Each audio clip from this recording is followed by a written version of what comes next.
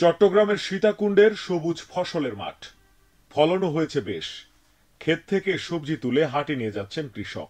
তবে একটু ব্যতিক্রম যেন পাশের জমির কৃষক জাহাঙ্গীর আলম। তিনি চাষ করেছেন রঙিন ফুলকপি। গত বছর স্বল্প পরিসরে চাষ করলেও এবার আবাদ করেছেন মোটামুটি বড় জায়গা নিয়ে। এছাড়া উপজেলার নুনাছড়া, টেরিয়াল, ফুলতলা সহ সব ইউনিয়নের বিভিন্ন স্থানে রঙিন ফুলকপির আবাদ হয়েছে। এই কপিগুলো আমি গত বছর করছি। আমার অভিজ্ঞতা মতে গত বছর আমার কাছে 1.5 কেজি 7 পাবা ওইরকম হয়েছিল।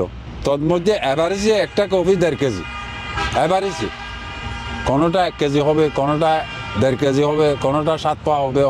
অত ওইভাবে হিসাব করলে একটা 1.5 কেজি হয়ে যাবে। বাজারে এখন এটা ফিস বিক্রি করলেও 110-20 টাকা বিক্রি হবে, আর কেজি মাপা বিক্রি করলে তো আমার মনে হয় 100 টাকা কেজি বললেও কাস্টমারে নিবে। যেহেতু সাদাটা তো দেখতেছে অ্যাভেলেবেল, এটা তো অ্যাভেলেবেল দেখতেছে না। হলুদ আকর্ষণীয় জিনিস, কাস্টমারের এটা নজরে আকর্ষণ লাগবে।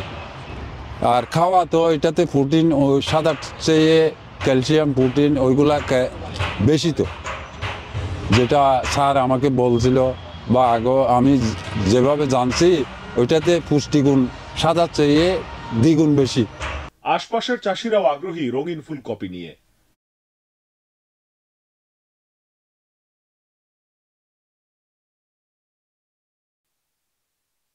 আলহামদুলিল্লাহ, আমরা হয়তো আগামীতে আরো বাড়াবো, এখন তো কম আছে। থাকলে কেমনে চাহিদা আস্তে আস্তে খাইতে খাইতে না মানুষের চাহিদা হবে, না খাইলে চাহিদা হবে নাকি? এ করছে হয়তো মনে হয় দেশে ফসা, যদি এটা মানুষের চাহিদা দিকে যায় তাহলে আস্তে আস্তে আমদানি রপ্তানি বাড়তে হবে। বাড়বে মানে সাদা যেগুলো ফুলকপি বিক্রি করতেছি, এখন যখন হলুদগুলি নিয়ে যাচ্ছি ওগুলি দিয়ে মানুষ আকর্ষণ বেশি হচ্ছে, ওগুলি নিচে চাচ্ছে, একটু সৌন্দর্য আপনার ফুটছে হলুদ, সেজন্য সবাই নিয়ে যাচ্ছে, বিক্রি হচ্ছে তো আল্লাহ দিলে। এটা খুব মজা জিনিস। এটা লাল, হলুদটা লালটা, সাদাটা সেইটাই উন্নত বেশি। সাদাটা সে হলুদটা লালটা চাহিদা ভালো। দাম কেমন? দাম এটা সেইটা বেশি উন্নত। আমি হলুদ ফুল গতবার থেকে দেখতেছি এই জায়গায়, এর আগে দেখিনি। 10-15 বছর থেকে আমি চাষাবাদের লগে চলতেছি। কৃষি বিভাগ বলছে সাদা ফুলকপির তুলনায় রঙিন ফুলকপিতে পুষ্টিগুণ বেশি।